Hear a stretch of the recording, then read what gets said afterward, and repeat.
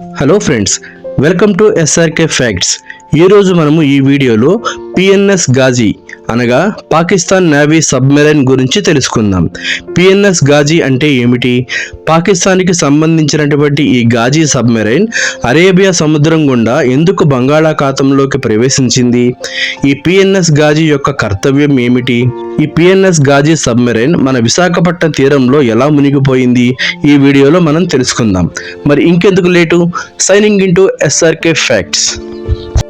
1964 సంవత్సరంలో పాకిస్తాన్ దగ్గర పెద్ద పెద్ద సబ్మెరైన్లు లేవు, కేవలం చిన్న చిన్న సబ్మెరైన్లు మాత్రమే ఉండేవి.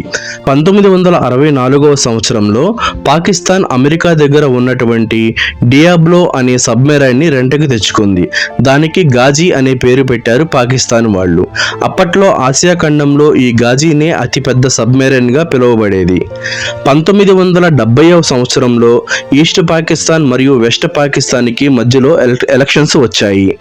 ఈస్ట్ పాకిస్తాన్ అంటే ఇప్పుడున్నటువంటి బంగ్లాదేశ్, వెస్ట్ పాకిస్తాన్ అంటే ఇప్పుడున్నటువంటి పాకిస్తాన్.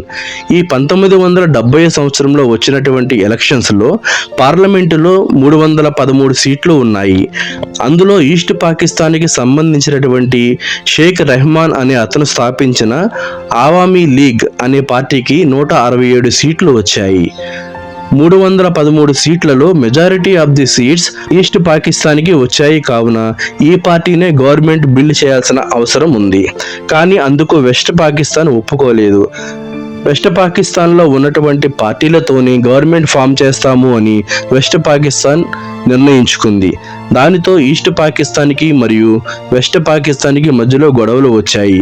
వెస్ట్ పాకిస్తాన్ ఈస్ట్ పాకిస్తాన్లో మిలిటరీని దింపి ప్రతి ఒక్కరిని చంపేస్తున్నారు.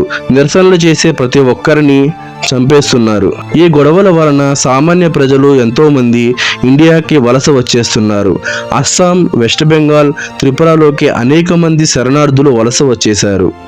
వలస వచ్చిన వారి సంఖ్య 1 కోటి కంటే ఎక్కువ ఉండటంతో అప్పటి ప్రధానమంత్రిగా ఉన్నటువంటి ఇందిరాగాంధీ గారు శరణార్థుల కోసం ఫారినర్స్ని ఫండ్స్ రైజ్ చేశారు. కానీ ఫండ్స్ రైజ్ చేసే కన్నా పాకిస్తాన్తో యుద్ధం చేయడమే కరెక్ట్ పని అని ఇండియా పాకిస్తాన్తో యుద్ధానికి సన్నాహమయ్యింది. వెస్ట్ పాకిస్తాన్ నుండి ఈస్ట్ పాకిస్తాన్ కోరుకుంటున్నటువంటి స్వతంత్రానికి ఇండియా కంప్లీట్గా మద్దతు ఇస్తుంది అని ఇందిరాగాంధీ గారు అనౌన్స్మెంట్ చేశారు.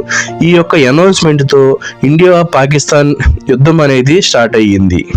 ఈస్ట్ సైడ్ ఉన్న మన ఇండియా నేవీ చాలా బలంగా ఉంటుంది. అటువంటి ఈస్ట్ సైడ్ ఉన్నటువంటి మన ఇండియా నేవీని ఎదుర్కోవడానికి పాకిస్తాన్ దగ్గర ఉన్నటువంటి ఒకే ఒక బలమైన ఆయుధం ఈ పిఎన్ఎస్ గాజీ సబ్మెరైన్. పాకిస్తాన్ వాళ్ళు ఈ యొక్క పిఎన్ఎస్ గాజీకి 2 ఆబ్జెక్టులు ఇచ్చారు. Number 1 INS Vikrant air craft ని ధ్వంసం చేయడం. నెంబర్ 2 వైజాగ్ హార్బర్ దగ్గర బాంబ్స్ పెట్టి హార్బర్ని పేల్చివేయడం. ఈ 2 గనక జరిగితే ఇండియా ఆర్థికంగా నష్టపోతుంది అని పాకిస్తాన్ వాళ్ళు ఈ యొక్క 2 ఆబ్జెక్టుల్ని పిఎన్ఎస్ గాజీకి ఇచ్చి అరేబియా సముద్రంలో ప్రవేశపెట్టారు. ఈ పిఎన్ఎస్ గాజీ సబ్మెరైన్ మెల్లగా శ్రీలంక వరకు చేరుకుంది. ఈ విషయం మన ఇండియా నేవీ పసిగట్టేసింది. అదే సమయంలో INS Vikrant air craft Visakhapatnam తీరంలో ఉంది. పిఎన్ఎస్ గాజీ నుండి ఐఎన్ఎస్ విక్రాంత్ని కాపాడడం కోసం 1200 కిలోమీటర్ల దూరంలో ఉన్నటువంటి అండమాన్ నికోబార్ దీవులు ఉన్న ప్లేస్కి ఇండియన్ నేవీ ఐఎన్ఎస్ విక్రాంత్ని షిఫ్ట్ చేసేసింది.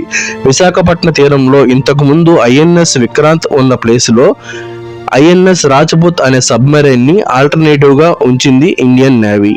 ఈ ఐఎన్ఎస్ రాజ్పుత్ ఐఎన్ఎస్ విక్రాంత్ లాగా యాక్ట్ చేస్తూ కొన్ని మెసేజెస్ని పంపిస్తూ ఉంది. ఆ మెసేజెస్ని డీకోడ్ చేసినటువంటి పిఎన్ఎస్ గాజీ ఐఎన్ఎస్ విక్రాంత్ విశాఖపట్నం తీరంలోనే ఉంది అని నిర్ణయించుకుని అక్కడే నీటి లోపలే ఉండి వెయిట్ చేస్తూ ఉంది. మరి ఏం జరిగిందో ఏమో తెలియదు కానీ నీటి లోపలే పిఎన్ఎస్ గాజీ పేలిపోయి నీట మునిగిపోయింది. ఇక్కడ మన ఇండియా చెప్పే థియరీ ఒకటి ఉంది. ఇదే మెయిన్ స్టోరీ.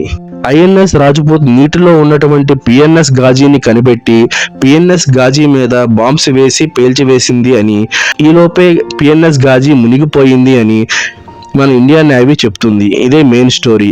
కానీ పాకిస్తాన్ చెప్పే స్టోరీ మరోలా ఉంది. పిఎన్ఎస్ గాజీ అనేది ఓల్డ్ కాబట్టి మిసైల్ వేస్తున్న సమయంలో మెకానికల్ ప్రాబ్లం వచ్చి మిసైల్ అనేది పిఎన్ఎస్ గాజీ మీదే పడి పిఎన్ఎస్ గాజీ పేలిపోయి నీట మునిగిపోయింది అని పాకిస్తాన్ చెప్తుంది. సో ఇది ఫ్రెండ్స్ పిఎన్ఎస్ గాజీ యొక్క మిస్టరీ. నా వీడియో కనుక మీకు నచ్చినట్లయితే వీడియోని లైక్ చేయండి. నా యొక్క SRK ఫ్యాక్ట్ ఛానల్ని సబ్స్క్రైబ్ చేయడం మాత్రం మర్చిపోకండి. Thank you so much.